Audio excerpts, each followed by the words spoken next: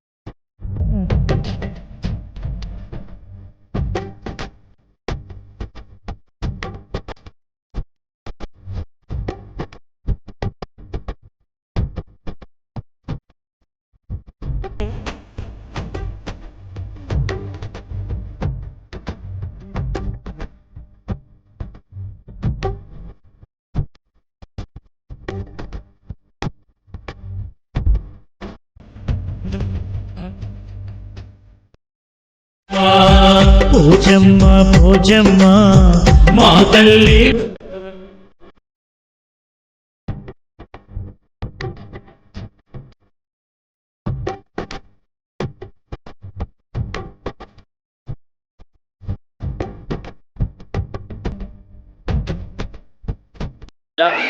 లక్ష్మీపేట మండలం చందారం గ్రామంలో గత 2 రోజుల నుండి పోచమ్మ తల్లి మరియు శ్రీదేవి భూదేవి బొడ్రాయి ప్రతిష్టా కార్యక్రమం చాలా అంగరంగ వైభవంగా గ్రామస్తులు అదేవిధంగా పరిసర ప్రాంత భక్త మహాశయులందరూ కలిసి ఈ యొక్క కార్యక్రమాన్ని దిగ్విజయంగా పూర్తి చేసుకున్నారు.